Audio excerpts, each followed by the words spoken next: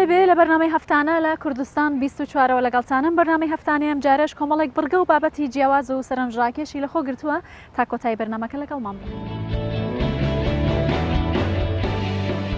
کچێکی ئاواری مووسڵ بە نووسین و نیگارکێشان باس لە ئازارەکانی ئافرەتان و جوانی سروش دەکات. هاوڵاتیەک لە ماوەی 20 ساڵی ڕابردوو نزیکەی 1000 لە کەلوپەلی ڕەسەنی کوردی لادێکانی کوردستان کۆ دەکاتەوە. ئافرەتێک لە شاری سلێمانی بە قەبارەی جیاواز لەسەر کەلوپەلی کۆن بوراق دروست دەکات.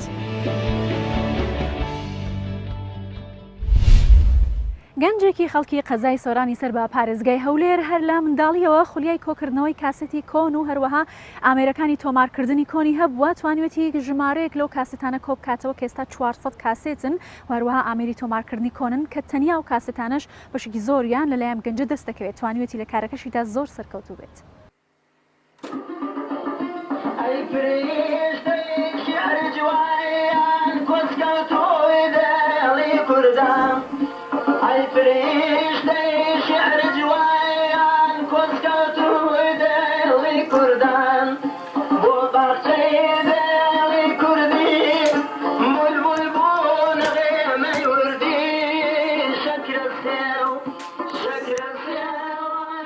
من سەروەر باقی ساڵح ساڵی 1976 لە شاری سلێمانی لە گەڕێکی سەرشەقام لەدایک بووم.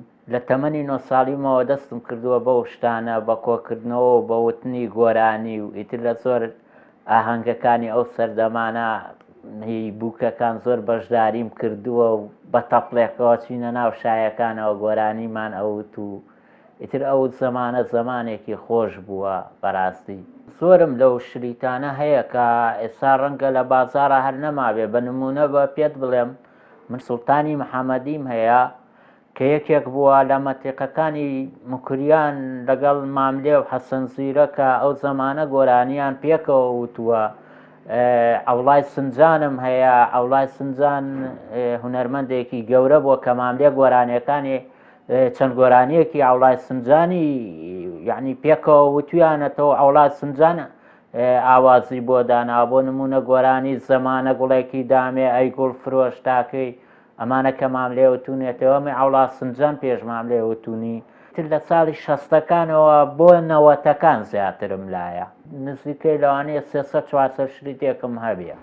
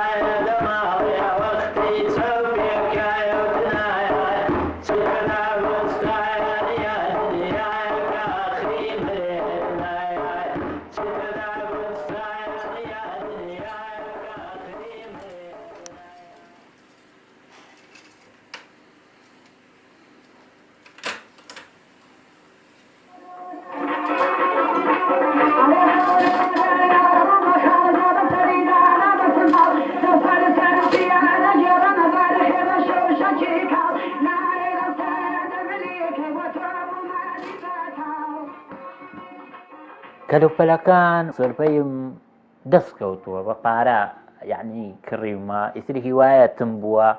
بۆ نمونە ئەو تەجیلە ئاکایە لە جێیەک لە هەولێر بووم سوتفە بە جەیەکە ڕۆشتم کە بینیم تر لە پێش دوکانیەوە بەس ئەوەی لابوو کە بەڕاستی زۆرم حەزێ کرد لێم کڕی.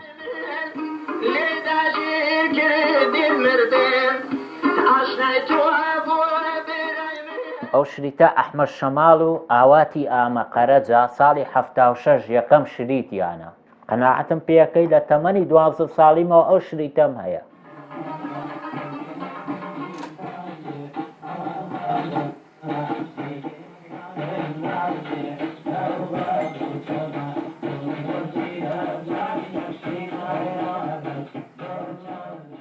گۆرانیەکی فۆلکلۆر بەو بەکرێ لێیە بەو تەجیە بەکرێ لێیە چەند خۆشە. یعنی چەند چێژێک تایاتێ چەند شتی جوانی تایە یعنی چەند تەعبیری جوانی تایە چەند شتێکی کەلتوری جوانە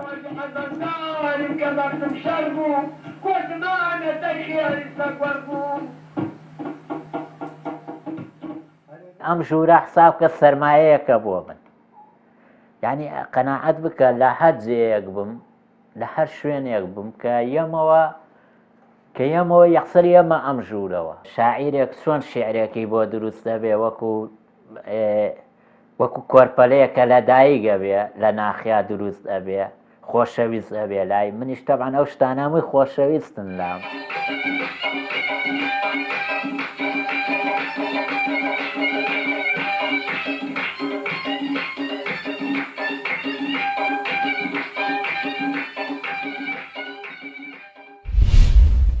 یاسەمین وەلید کچێکی گەنجی تەمەن 18 ساڵی ئاوارەی موسڵۆ دانیشتووی شاری دهۆکە. یاسەمین بەهرەی نووسین و وێنەکێشانی هەیە ئەو لەو ڕێگەیەوە دەیەوێت کە باس لە ئازارەکانی ژنانی کورد و هەروەها جوانی سروشتی کوردستان بکات.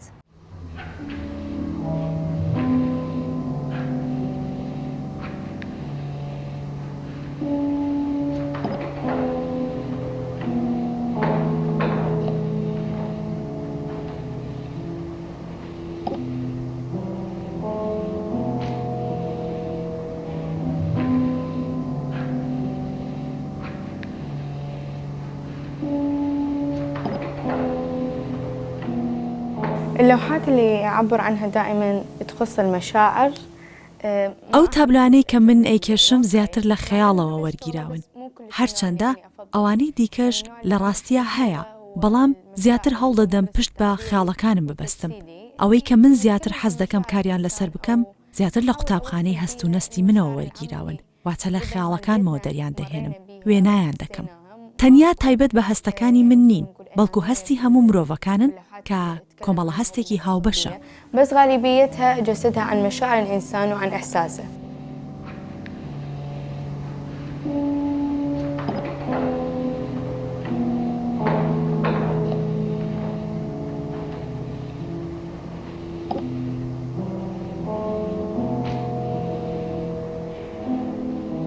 أكثرية لوحاتي إذا أحد يلاحظ يكون زۆربەی تابلۆکانم گەر هەر کەسێک سەرنجی بدات دەبینێت ئافرەتم تێدا کێشاوە وێنەی ڕەگەزی مێ. بەڵێ ئامانجم لەم کارە ئەوەیە کە سەرەتا پاڵپشتیکردنم بۆ ژنان دووپات بکەمەوە چونکە هاوڕەگەزی منن و لە یەکتر تێدەگەین. کۆمەڵگەی ئێمە بۆ ئافرەتان ئاستەنگی زۆری تایە. ژن ڕۆڵێکی سەخت دەبینە لە ناو ئەم کۆمەڵگەیە. زۆربەی شتەکان بۆ ئەو سنووردارن. ئەو کارەی من پاڵنەرێکە بۆیان. دەمەوێت ئەوە بگەێنم کە هیچ شتێک سنووردار نییە بۆ ژن کە لە زۆر بوارە ئەتوانن کار بکەن و هەستەکانیان دەرببڕن چونکە ژن هەستێکی ناسکی هەیە. وكذلك تجسيدا للمشاعر. المشاعر شيء كلش رقيق وأني بعيني كفنانة أشوف أنه الأنثى هو شيء كلش رقيق فهي الوسيلة اللي أقدر بها أعبر عن مشاعر الإنسان.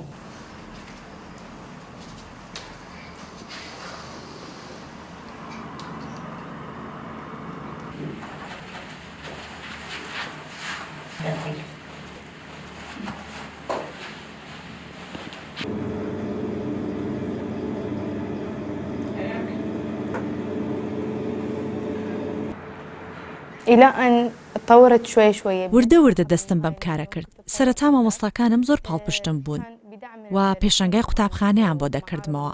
دواتر ماڵەوەمان زانیان کە ئەم بەهرەیەم هەیە و پەریان بە خولیاکەمدا.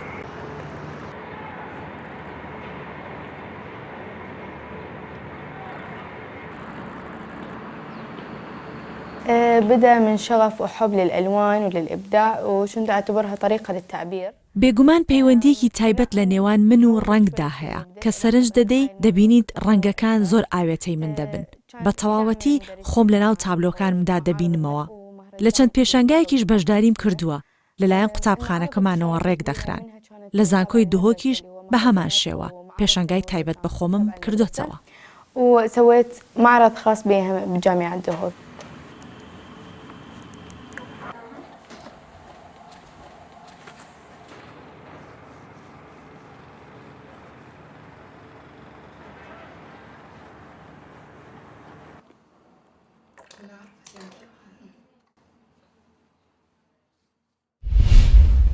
ئافرەتێک لە شاری سلێمانی کەلوپەلە کۆن و مێژووی و ڕەسەنە کوردیەکان کۆ دەکاتەوە لە ماڵەکەی خۆی داوەکو گەلەریەک نمایشی دەکات. ئامانجیشی ئەوەیە کە نەوەی ئێستا بە کولتور و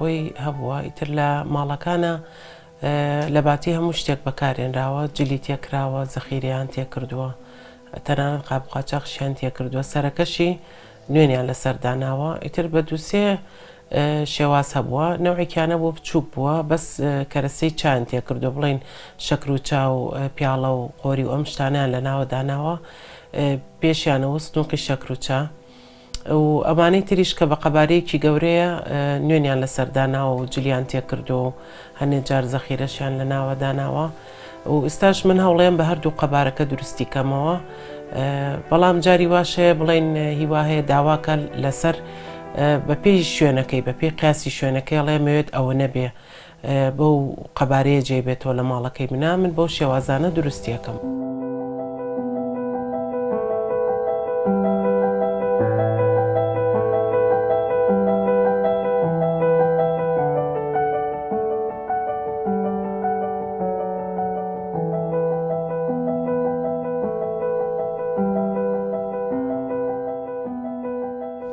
جگە لە سنووقی بوراق چەندین کاری ترەکەم، من هەر کارێکی دەستی بێ پێم خۆشە، هەوڵەیەم کە بیکەم.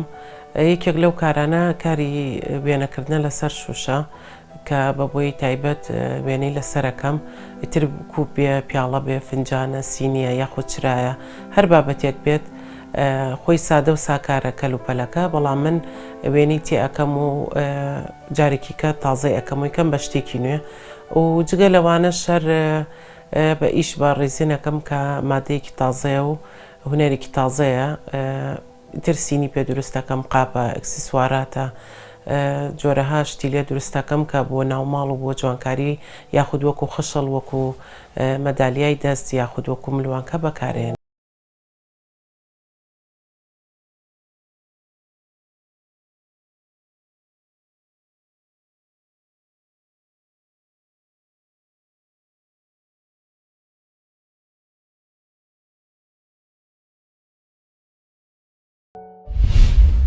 لە کوردستان سەگی پشتەر جۆرە سەگێکی بەناوبانگە و لەبەر زۆری خواست لە ناوی کوردستان و لە دەرەوەی کوردستانیش لەسەر و جۆرە سەگانە هاوڵاتێکی دەڤەری ڕاپەڕین هەستاوە بە بەخێوکردنی ئەو سەگانە و پاراستنی ڕەچەڵەکیان.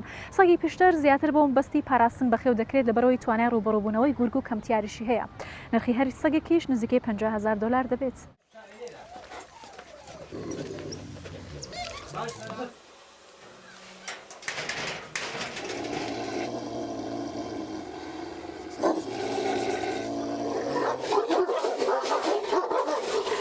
هەر لە منداریەوە حەزم بەسەی بووە وەخت خۆی ینی لە منداریەوە حەزم بەسەی بەس وەکو بە ڕسمی تقریبا لە 2005ەوە ئەمە سەی پشدەری ڕائەگرم سەی پشدەرێم هەر هەبووە و بەڵام تقریبا چەند سارێکە جێی ڕسمیم بۆ کردینەوە و غرفەم بۆ کردینەوە و خزمەتیان ئەەکەم کامەستەش ئێستا مەقسە دەرێن سێک فران کەسە سێشی چاک لە قەڵازێ لە هەر جێکی بی لە هەولێرش سەی چاکی لێ لە سلێمانیە لێتی سەی فران کەسەی چاکە چی دێرەی لێ چارەکەی بۆی ڕەسەنیاتەکەی ئەو سێت بۆ بینیتەوە.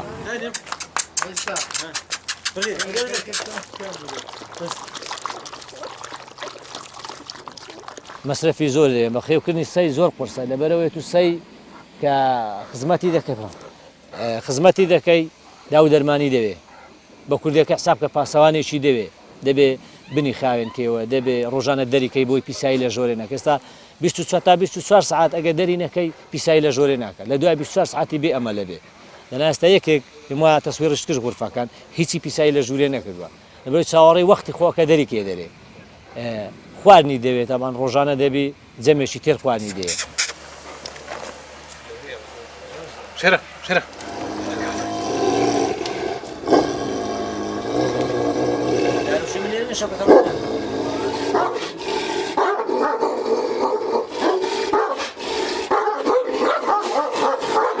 سەنیاتی سەی پشدەرێ قەدیمە سەی کوردیشە سەی دیکە هەیە هەری کوردیە بەڵام سێشی ورد و گچکەیە بەڵام سەی پشدەرێ بە قیافە سێکی گەورەیە وەکو شەڕ سێکی شەڕکەر و بە مقاومەیە لە شەڕیدا سێکە لە ڕووی لە دەعبای ناترسێ لە زەلامی مەگەر بە تووتکەی بیترسێنی وانە بیدان ناترسێ بۆ پاسەوانی سەی پشدەرێ بە دەگمەن بۆ پاسەوانی شکە لەبەرەوەی هەندە دڕیە ناکە بۆ زەلامی سەی پشدەرێ ئێستا بۆ دەعبای ترسی نییە.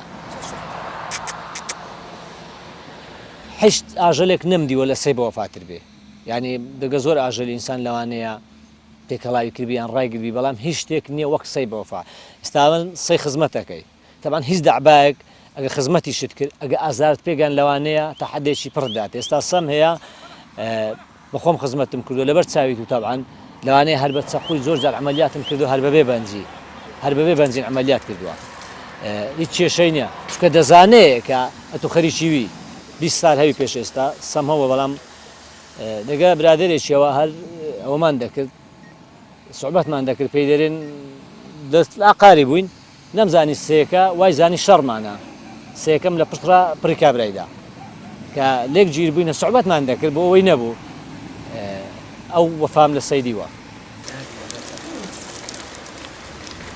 وڵای ئەوەندەی من زانیاریم هێتا 12 ساڵی پێم وە عمری سەی 12 ساڵە بەڵام لە ئەسڵدا لە دوای 6 ساری سێکە تقریبا بەهێز و بێتاقەتر دەبێت لە 5 و 6 لە دوای 2 ساریەوە بەبێ منەتی شەڕێ دەکات مەتەرسی زۆر لەسەرە لەگەڵ ڕێزم لەبەر فرۆشنێ کە ئێستا بۆ شتێک پارە لەوانەیە نەفەر هەیە سەی بە تورکیا دەفرۆشێ ئێران شەر کوردی خۆمانە ئێستا سەی پشدەرێ زۆر لە ئێرانیشێ ئێستا من سەم لە کناوە تازەش دیتت ددانی نەماون هەر لەبەر ئەو تووتکە ئێستا بۆ نمونە تووتکە ئیوە تووتکەن لێگرتوونە بۆی ڕەسەنیاتی ببینیتەوە ڕەسەنیاتی سەی پشدەرێ ئەگەر نەیپارێزین بەرێ بە خۆمان نەیپارێزین نامینی بەڵام ئێستا هەر کەسە و لە ماڵی خۆی ئەوەی کە هەیەی ئەتوانی بیپارێزی تووتکەی لێ بگری بەرەکەی لێ بگریتەوە لە ناو نەچی.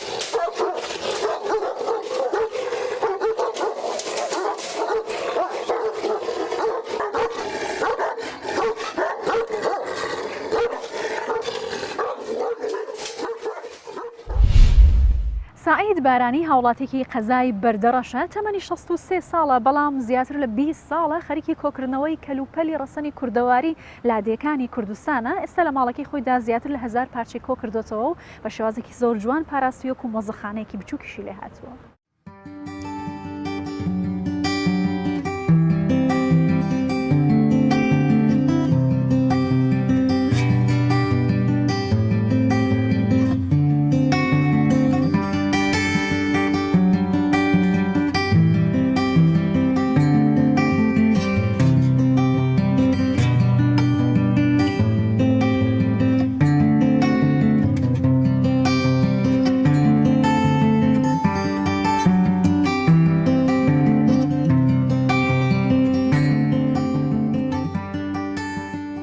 لە پشتی نەوەتەیەکی هەستم کرد کە ئەو کەلوپەلانە یەک کە گوندی کوردی هەموو ڕما بوو ئەو کەلوپەلانە و دووش تەکنەلۆژ پەیدا بوو ئەو هۆردهۆرە وای لێ کرد گەلە کەلوپەلانە لە نادەچێت چونکە مێژووی منتەقەیەکێ لە کەلوپەلەکان دیارە.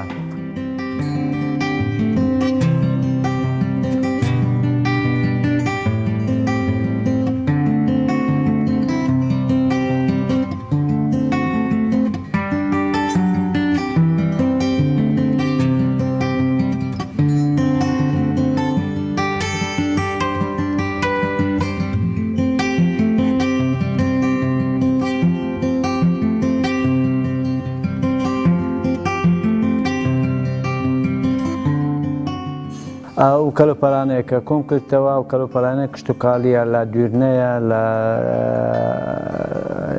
کێلانە لە جەنجەڕە لە شەنەبایە لە کەلوپەلێنە پێویستیەکانی کشتتوکالی هەمووی ئەوانە بەکار دەهات و سەڕای بەکارهێنانیان خەڵکەکە هەر بەخۆی داهێنانی هەبوو و کەلوپەلانەی لە پێداویستی خۆ دروست دەکرد.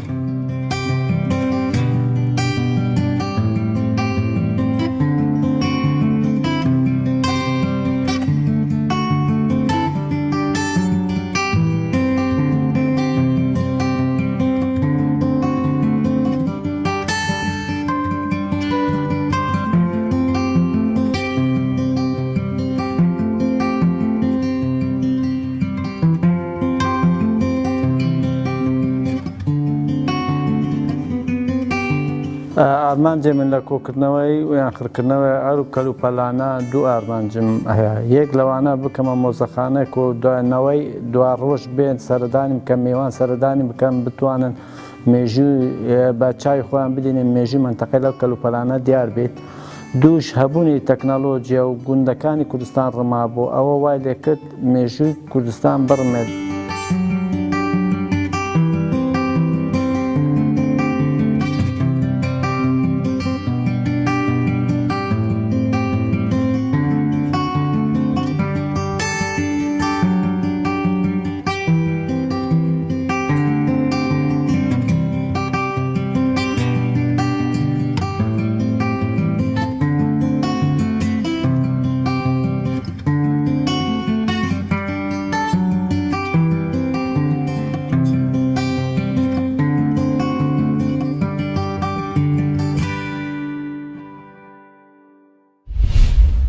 با بەرنامەی هەفتانە لە کوردستان 24ەوە لەگەڵتان بووم تا پێگەیشتنەوەیکی تر هەر شاد و بەختەوەر بن.